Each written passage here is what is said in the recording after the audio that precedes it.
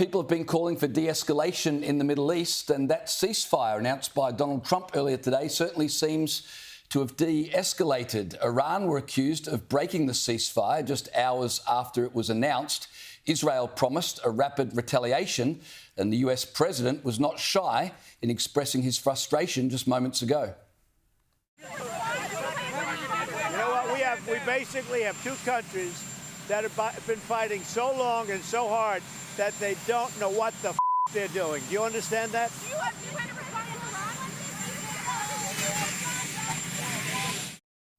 You heard there Trump expressing his frustration with both sides. In extended comments to reporters, he expressed it throughout the day. He'd been annoyed not only with Iran, but with Israel. And that's significant because up until this point, the US leader has backed Israel to the hilt. Here's more of what he had to say. Rocket that I guess was fired overboard. It was after the time limit and it missed its target. And now Israel's going out. These guys got to calm down. Ridiculous. I didn't like plenty of things I saw yesterday. I didn't like the fact that Israel unloaded right after we made the deal. They didn't have to unload.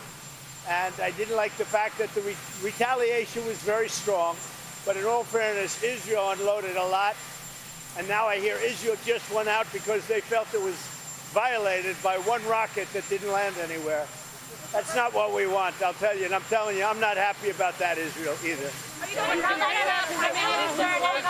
All I do is play both sides. I'm going now, as you know, to NATO. Some of you are going with me, and I think it's going to be successful. We'll see. I'll let you know. So you heard there Trump saying he was on his way to NATO. That's in The Hague. Right after that brief press conference, he got onto Air Force One. He's in the air right now. But just before he got on the plane, he told reporters that once on board, he would immediately be dealing with the fact that Israel were on the verge of retaliating for what they believed was a breach of the ceasefire by Iran. Here's Trump again. The sides accuse each other for violating the ceasefire. So I think they both violated it. I don't think I'm not sure they did it intentionally. They couldn't rein people back. I don't like the fact that Israel went out this morning at all, and I'm going to see if I can stop it. So as soon as I get away from you, I'm going to see if I can stop it, okay? Have you spoken to him this morning? How confident are you that Iran's capabilities have been completely demolished? I think it's been completely demolished. I think the reason we're here is because those pilots, those B-2 pilots, did an unbelievable job. And, you know, the fake news, like CNN in particular, they're trying to, they're trying to say, well, I agree that it was destroyed, but maybe not that destroyed. You know what they're doing? They're really hurting great pilots that put their lives in the line. CNN is scum, and so is MSDNC. They're all, and frankly, the networks aren't much better. It's all fake news, but they should not have done that. Those pilots hit their targets. Those targets were obliterated, and the pilots should be given credit. They're not after the pilots, they're after me. They want to try and demean. You don't believe that Iran can rebuild its nuclear program? No, Iran will never rebuild its nuclear. From there? Absolutely not. That place is under rock. That place is demolished. The B-2 pilots did their job. They did it better than anybody could even imagine. They hit late in the evening. It was dark with no moon, and they hit that target with every one of those things, and that place is gone. But when I see CNN all night long, they're trying to say, well, maybe it wasn't really as demolished as we thought.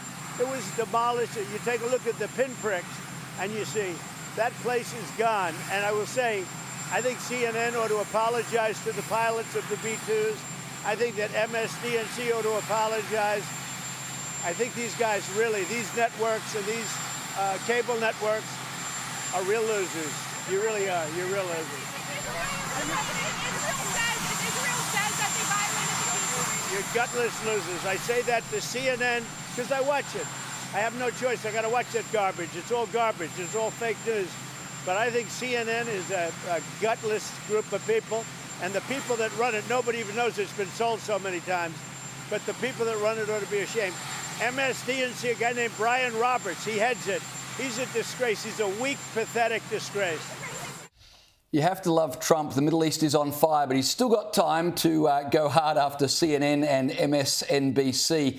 He got onto Air Force One and had not long been in the air before he tweeted this. Now, we're not sure, as you would have heard Paul Murray say, whether this is because he's had a conversation with Benjamin Netanyahu or if this is just Donald Trump supposing what is about to happen.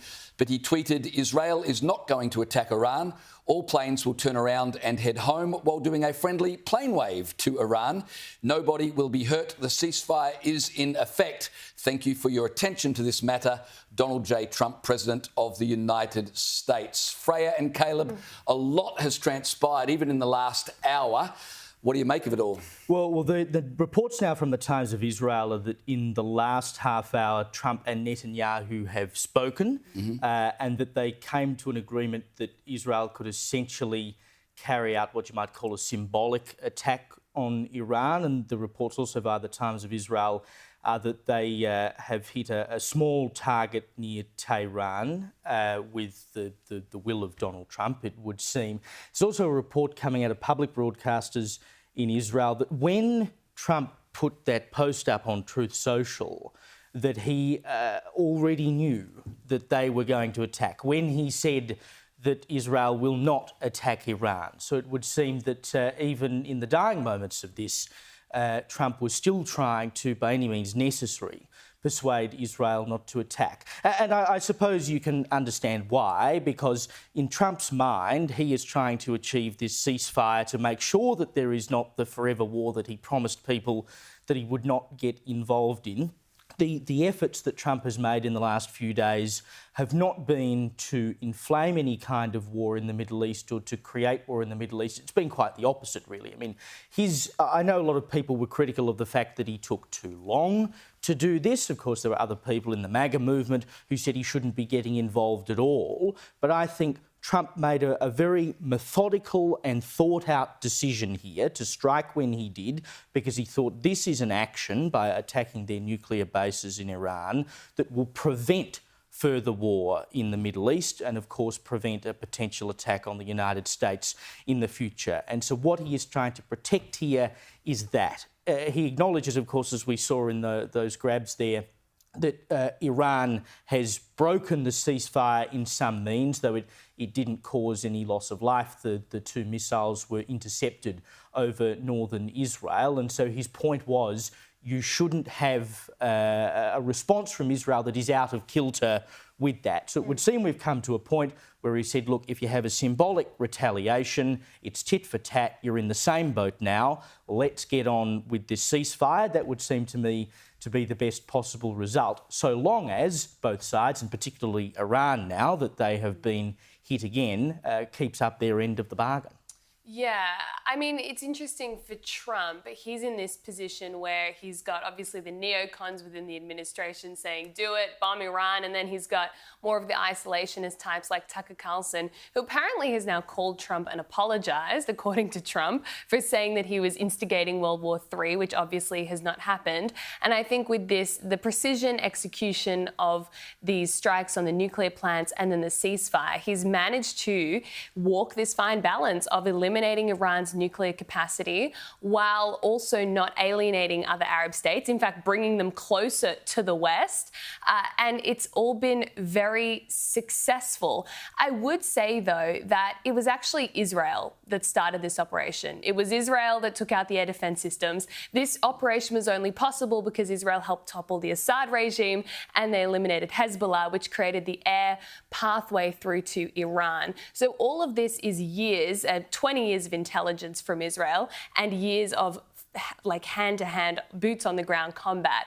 So I do see what Trump is doing. It's smart of Israel to listen to America because they rely on them for a lot of funding and defense and diplomatic support. But at the same time, Israel will act in their own self-interest. If they still think there's a threat from Iran, they started the process of eliminating that threat and they will finish it on their own terms.